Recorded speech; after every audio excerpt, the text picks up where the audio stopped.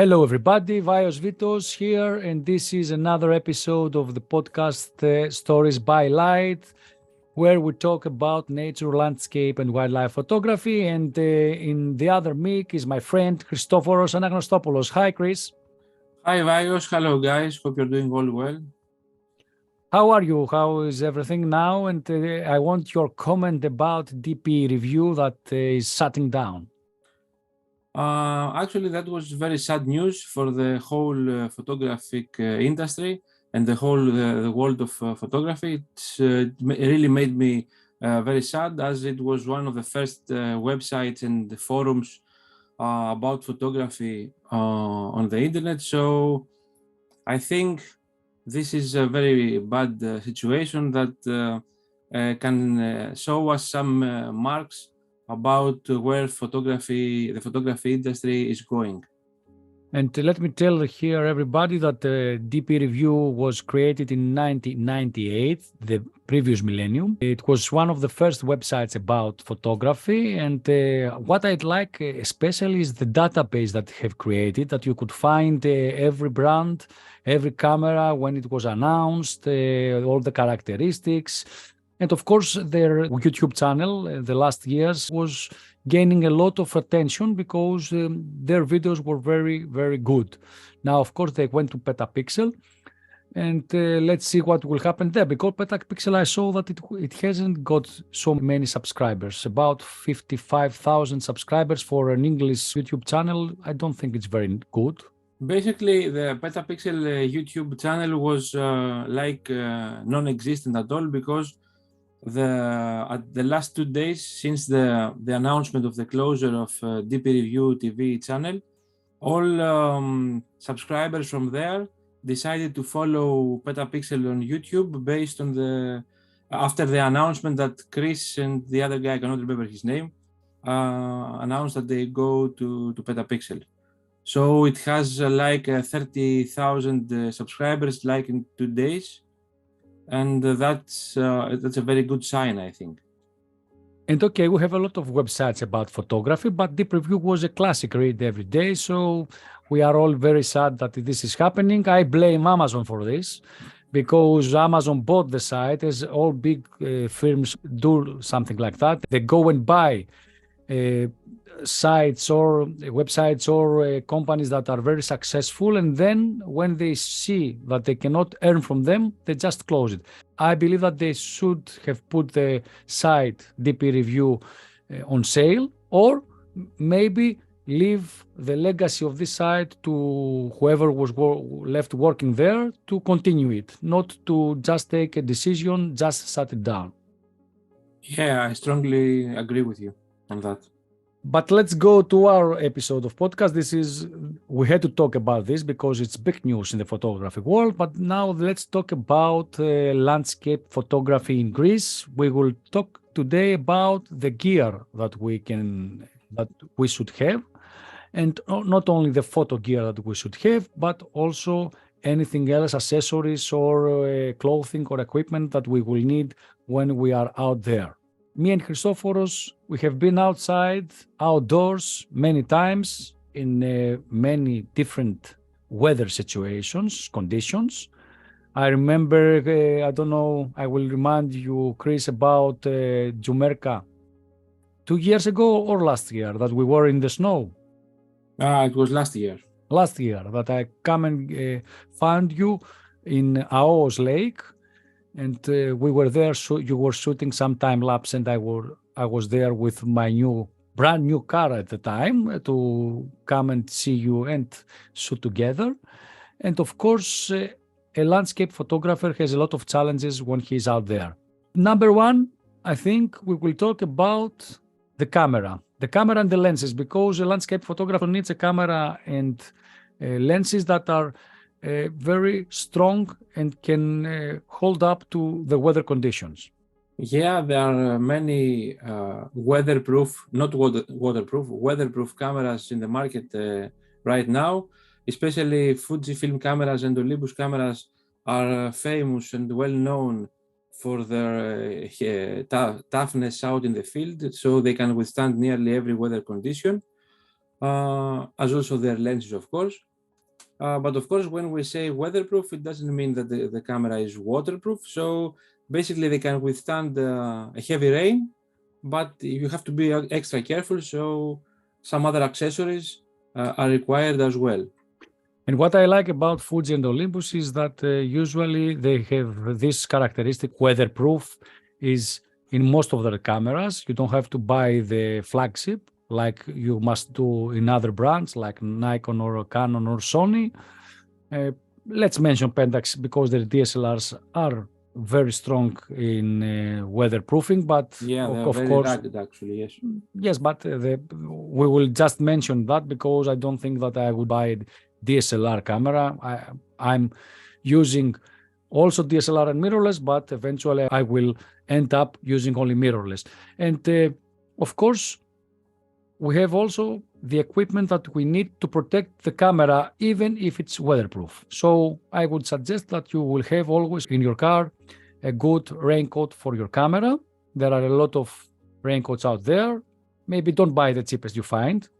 It's better to place a plastic bag, if you want to buy something very cheap, but there are a lot of brands that offering this kind of thing. I remember Kata, which is now is not existing as a company. It was bought by Manfrotto, but Kata had very nice rain covers, and maybe Manfrotto, I think, it has that series also. Another well-known raincoat cover. It's from the USA and it's called Optec. And I have two raincoats of that company. They are very good, actually, and actually they are very inexpensive, so it's very cheap to acquire them, and their quality is very good. So I strongly suggest to take a look on Google about those. And of course, when we say that the camera is very strong and tough, it doesn't mean that we don't take care of it. So even if it's weatherproof, if you are able to put your raincoat, it doesn't interfere with your shooting. Of course, you use it. If you have, for example, your camera on a slider with a timer and a motor head, and you cannot put there the rain cover, don't put it. Trust the camera. But if you are shooting in hand or you are in a tripod and you can cover your camera, I think it's better to do that because you don't want your camera to be damaged, especially when you're out in the field on a trip, because you will lose the ability to continue shooting. And what about the lenses? You are a grand global ambassador of Tokina, so I know that you have very good knowledge of optics. What about the lenses?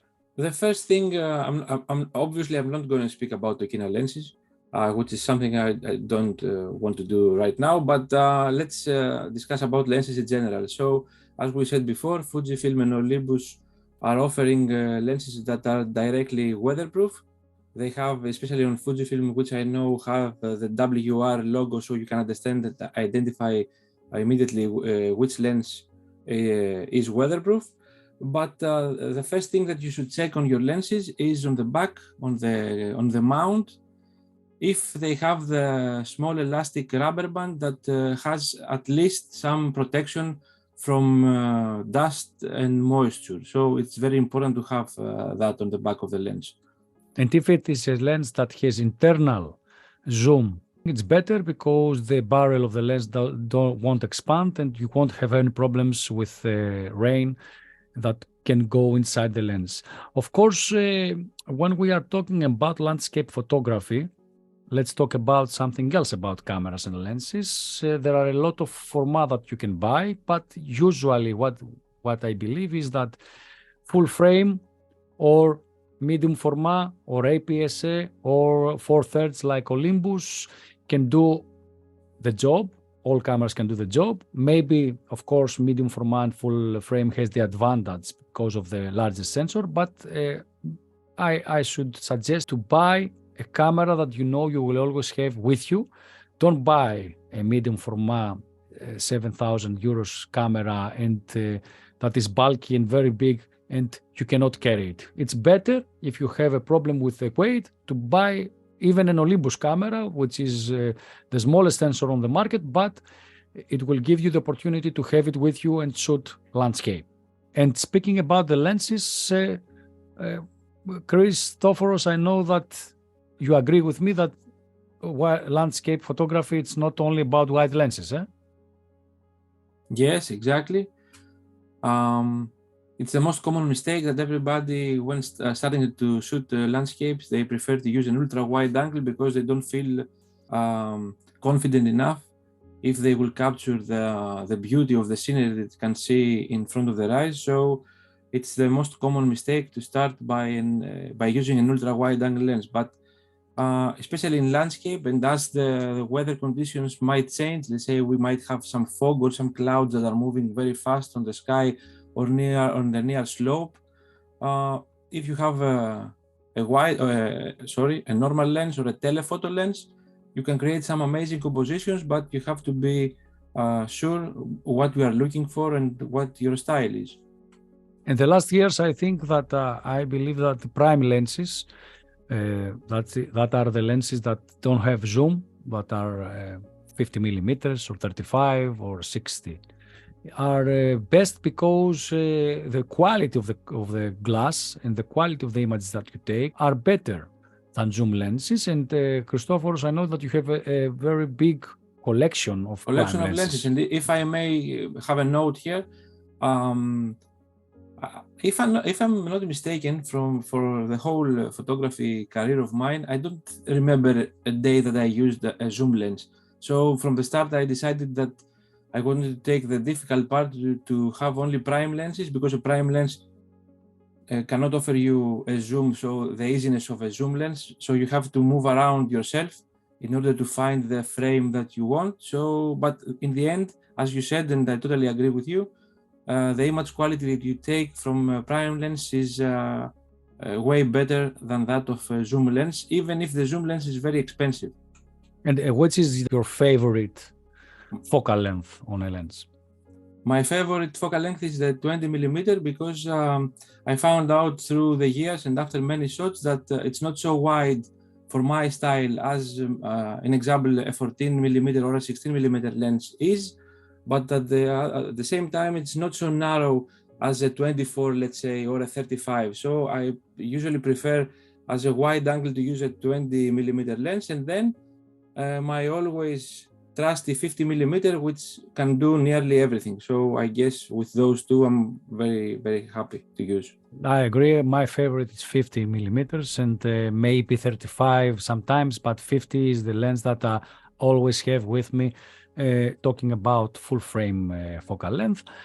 And let's go to another very important equipment for a landscape photographer, which is a tripod. Okay, we will need a sturdy tripod because, okay, you can shoot using the camera in hand, but of course, if you want to have the ISO down, not very high, and if you want to have the best quality, and if you want to make a long exposure, and if you want to do astrophotography and all of this kind of photography, you will need a sturdy tripod, because if the tripod is not sturdy, it's a very cheap tripod, you will have a lot of problems with stability of your camera on the tripod, and especially if you have a lot of wind in the place that you are shooting.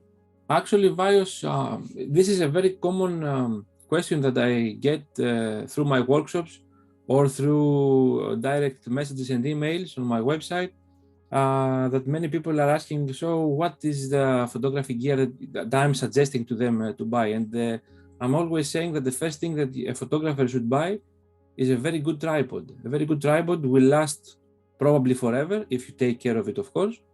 And eventually it will make you a better photographer. And especially in landscape photography is a very crucial tool, because it will give you the ability to take some time and make the composition that you want, instead of making a very quick and a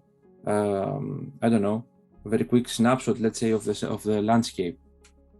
And of course, let's say here that the tripod must not be expensive, but usually the good ones are expensive because they offer low weight and sturdiness and small compact size.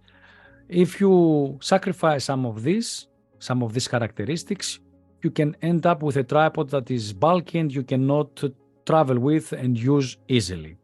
So maybe we can make some notes here for the potential buyer of a tripod. So what do you have to check? What you have to check before buying a tripod is some things very important. So the first one is like the weight of the tripod, the actual weight of the tripod. As Vaio said, it doesn't matter if it's the best tripod and the most expensive one. If it's very heavy, you obviously don't going to have it with you all the time. So I think most of the time will be back home or in your office. The second thing that you have to see is to check is the weight payload. So how many kilos can withstand. So let's say if you're shooting wildlife like Vios, so you have probably a very big and heavy lens, you have to consider as well the overall weight of the lens and the camera in order to have a great stability. And then you have to see the material that it's constructed, if it's from aluminum or from carbon fiber. That will have a very big impact on the whole user experience, because let's say if you are shooting in the snow or in a frozen environment, an aluminum tripod will be very difficult to hold because it will be frozen as well. But a carbon fiber tripod will react better in those situations. And some characteristics the new tripods have, like the column can be separated and used as a monopod, or you can put it upside down to shoot macro. I like them very much, and I always look for these characteristics in a tripod.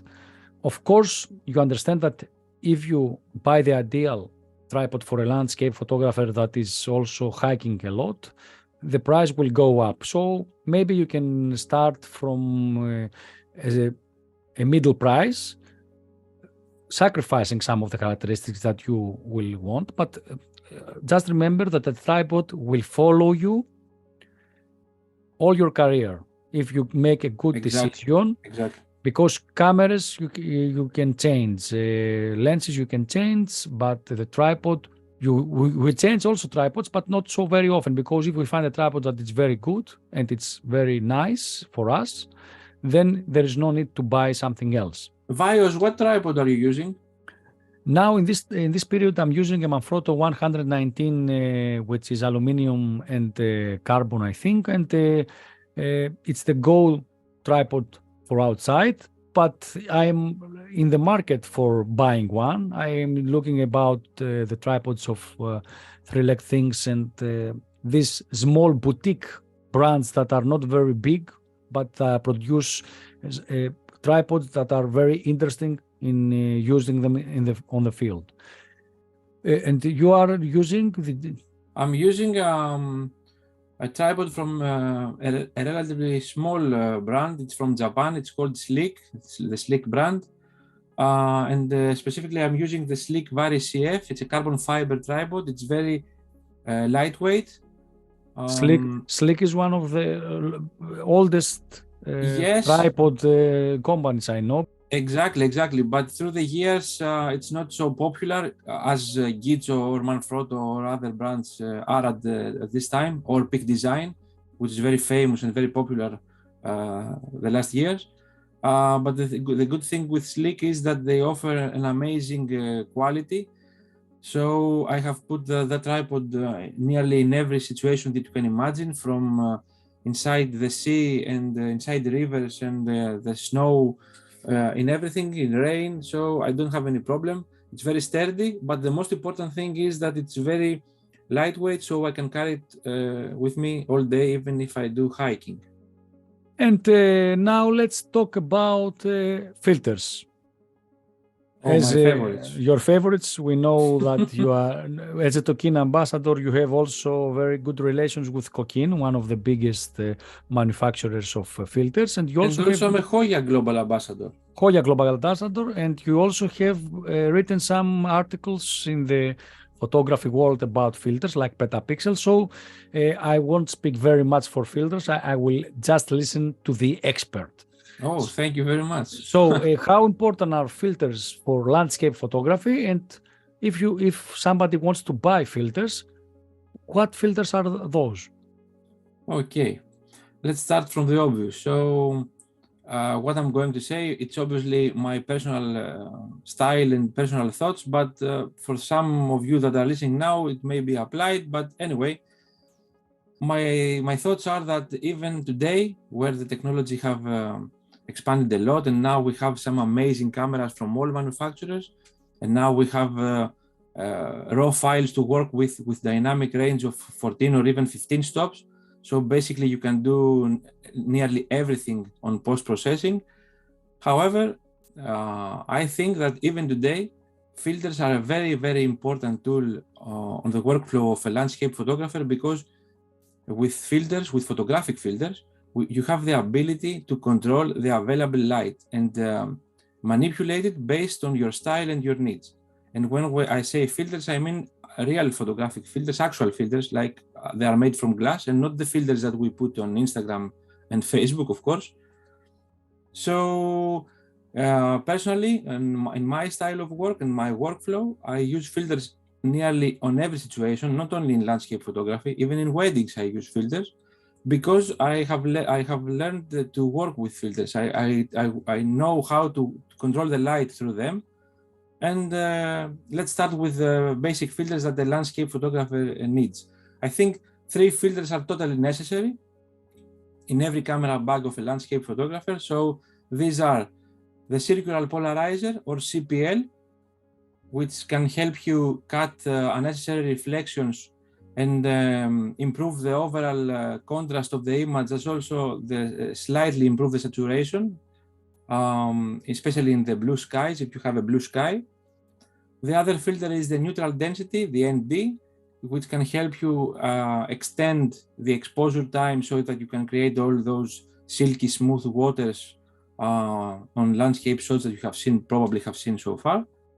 And at the end, it's the graduated neutral density, or GND, which is very similar to the ND, but the main difference is that it's like a rectangular filter, that the upper part is an ND filter, so it's a darkened part, but the lowest part, it's crystal clear. So basically with that filter, you have the ability to have an image with extreme differences in luminosity, let's say a sunset or a sunrise, where the sun is in the sky is obviously very, very bright, which would result in a very dark foreground if you haven't used that filter. So with a GND filter, it's possible to make a single exposure and have a perfect exposed sky as a foreground as well. And of course, I totally agree with you about all these filters, and the variable ND could be very interesting, especially if you're shooting video, because you can adjust the ND darkness from 2 to 10 stops, and it's essential for video. Of course, you cannot shoot without ND outside, because you must have the ability to set your speed, the shutter speed, in a specific option. One important note here, though, with a variable ND is indeed very, very helpful. I always use a variable ND when I shoot video, but the problem is, if you want to shoot stills, like do photography, you cannot do easily a long exposure with a variable ND, because it will create an effect. It's called the X effect. So basically, it will ruin your shot. Of course, yes, I'm talking only about video. And a very nice analysis from Christophe about the filters. And of course, a landscape photographer will also need a lot of batteries and memory cards. Don't forget that nowadays the cameras are very high resolution cameras, and we need a lot of space, a lot of capacity in our cards to shoot. Of course, let's say here that a landscape photographer won't shoot a lot of images on the field. But if you're planning to do a time lapse, maybe that will definitely make your cards run faster. So maybe you need to have some extra memory cards on your camera bag. But it's essential to have more batteries, because the batteries depend a lot on the temperatures that you are working. So if it's very cold, a battery can drop quickly. And So, especially if you are planning, sorry to interrupt, especially if you are planning to stay the night outside, so you don't have external power source to charge your battery. So in that case, as we many times with Vios have done, we spend nights out in the field in a tent. So then you have to have extra batteries for that reason. talking about the next gear for photography, landscape photography, which is very, very important. I think it's as important as all the other gear together, but nobody Exactly. pays attention to that, is your bag, or your photo bag, where you are storing your gear and where you have your gear and you move it from your car to the mountains or in a hike. And I think that, as we told again about the tripods, also the bag is something that will stay with you a long time. Of course, it's not the same with the tripod, because the bag it's easier It's going to be worn out eventually Yes, from it's the elements of yes, it's easier, but that's why we buy a bag, so the elements will hurt the bag and not the gear. And when Christophoros, we are using Mindshift bags, which is a small series of bags from think tank. Mindshift is the bags for outdoor use, which are very good. They hold a lot gear inside and they protect it very, very good. Our bags take 45 liters of gear, so you can understand that it's a very big bag, but that could be very helpful out in the mountains. And it's very helpful because you can have it with your equipment, half the bag, and the other half would be clothes or food or your personal items. Let's talk about all the other things that we must use that are not photography gear. So let's talk about the clothes. We must have clothes that are very suitable for the place that we are going and for the temperatures that we are going to work. Because if we are in the summer, we must have light clothes, so we won't get too, how do I say it, too warm. But when we are on the mountains, even in summer, we must use very warm clothes. So in the night, when the temperatures goes down, we won't have a problem. We must be very comfortable when we are shooting, eh? Yep, exactly. It doesn't matter if you have the best camera with you. If you are feeling cold and you cannot withstand staying outside for, let's say, 1 hour maybe, then everything will be ruined. So you have to feel comfortable, to feel very safe, that you are not going to be cold or wet, let's say if it's raining. So this is very important. And if we are talking about clothes, the most important thing about your clothes is, I think, the shoes, because the shoes are very important, because you must keep your hands and your feet dry and warm. Exactly. And don't be confused that, okay, it's a warm day, let me put my athletic shoes. No, don't do that. Use your boots. Either it's a boot that is going up the leg, or it's a boot that it's not so high, because when you are hiking, when you are in the forest, when you are in close to a lake, the temperatures will in the evening, in the night, will go down, and you must be very comfortable with the environment so that you can shoot more. In terms of clothing, another very important cloth is the isothermic pants and the isothermic shirts, because these are going directly, they touch directly in your skin, so they can create some good temperature for you. And also now it's a very good opportunity to talk about layering when you are dressing for the mountains. Let's say you have to have a lot of layers in terms of clothing, because if something gets wet, you can easily remove it. But if you have a very thick cloth that you feel that you think it's very warm, if it gets wet, so after that you are basically naked. So you have to consider that as well. And of course, using clothes in layers, it's very nice, because when the temperature goes up, you can take something out, and when the temperature goes down, you can put that something back in. So you will stay warm or not so warm, depending on the time of the day and the temperatures. And I think it's the best way. Everybody that is walking on the mountains knows that. Okay. What else we can suggest to anyone that wants to get into landscape photography? I think that if a good recommendation would be if you are shooting in hot climates, let's say at the end of spring or during the summer, or the location that you are visiting has a very high humidity and high temperatures, maybe a bug repellent would be very useful to avoid having some ticks with the bugs and the mosquitoes. Another very useful tool that is also very inexpensive is a hand lamp, especially if you are shooting in low light, let's say for astrophotography. Not very useful. It's essential. You must have a... Yeah. But for a daytime landscape photographer, it's basically irrelevant. So Yes, but I have 3 of that in my bag because you never know when you will need one. Maybe you will go somewhere and it will be day and you will be into photography and the light goes down. So it's very vital that you have either headlight, which is very, very nice equipment to have, or just light torch also will be very useful.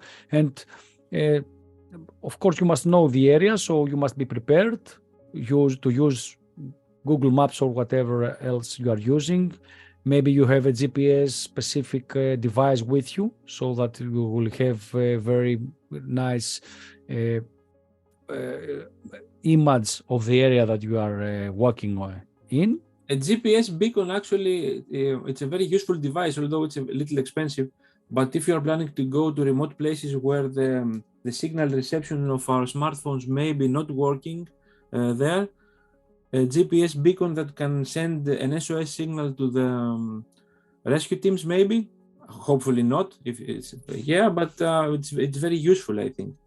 And it's very useful to research a lot before you go to a place if you don't know it, so that you will know exactly what you will find there. You will know which are the dangers, if there are any, because maybe there is no. I think this is the most essential gear from everything that we have discussed so far.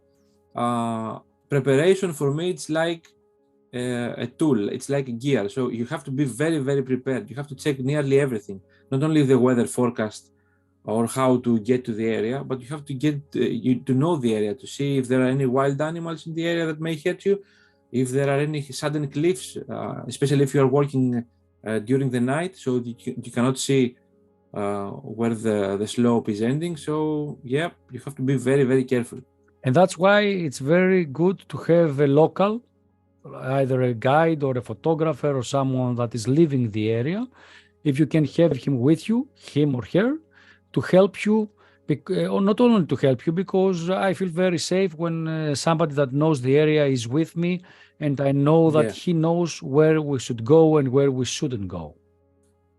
But I think that now that the audience have heard this episode, they might think that because we talked a lot about cold environments and snow and rains, that Greece might be a very difficult country to work in landscape photography, but it's exactly the opposite. We have a very mild climate because of our geographic location. We're very closer to the equator than other countries of the European Union. So although we have, of course, we have winter, and actually sometimes it's very harsh, but usually we have some very crystal clear skies, very good and clear days. And basically, unfortunately, though, for us, it doesn't rain so often the last year. So that's why we do a lot of workshops here with Vios. And it's the climate in Greece, it can be very warm sometimes, but it can be very cold sometimes. But in general, it's easy to travel in Greece and to find nice places to shoot. Okay, and I think that because this country is very good and blessed with safety, mostly, on the roads, on nature outside. We don't have many wild animals that can hurt you. We have a lot of safety because people are very kind, especially outside in the villages, and you can find a lot of people that they can help you. I think that it's a very welcoming country for landscape photography, and because we have sea, mountains, rivers, forests, you can shoot anything you'd like here. And even the seascapes can be very interesting and very, very appealing in the eyes of the viewer if you make a nice composition and you know what you are doing. And before we close, I want to just tell to our audience that you don't have to buy the best camera for landscape photography. You don't have to buy a medium format 7,000 euros. You can buy starting a camera with 500 euros or 1,000 euros with the kit lens, and you can make very, very strong images. The camera doesn't matter, the equipment doesn't matter. Mostly, I would suggest that if you want to get into landscape photography, see what is your budget and don't spend it all on gear, because the first years of shooting landscape, nature and wildlife, you will need money to travel, not travel abroad from your country, even in your country, but you will need money to travel. And I think that this is very important. I think, as an advice, as a conclusion, invest a lot in experiences, not only on gear. And if you have cameras and lenses, you must have the experiences to shoot. I see a lot of photographers that are shooting in Africa or in Iceland or in India, and sometimes I'm thinking, I need a new lens, but then I'm thinking, no, I don't need a new lens. I just need to make a trip to India or to Iceland or to Africa, because if you go into that mindset that I need new things, new gear all the time, you just end up paying for gear and not producing any great images. But also that could be leading to a mistake, because in landscape photography, you don't always, of course, Iceland is amazingly beautiful and I want to go there, but in landscape photography, you don't have to go to Iceland to make some great pictures. Maybe the landscape close to your city is very beautiful, so you just have to see it in a different time of day, with a different light or with a different view. So of course, keep your eyes if open. you are in Reykjavik, it's very nice because you are already there. You can buy a medium from a 9,000 euros camera and stay in Iceland and shoot all your life, and it will be great. Yes, I agree with you. This is a nice episode. Thank you, Chris, for talking about this very nice subject that we care about, and we are feeling very strong emotions about landscape and nature photography. Thank you, Vaios. We will be in touch with everybody through social media and through our websites. You can find them in the description of the podcast. And of course, we will now leave you. I hope that everybody is okay, you are healthy, and don't forget that the best way to be better photographers and videographers is to be out there and keep on practicing.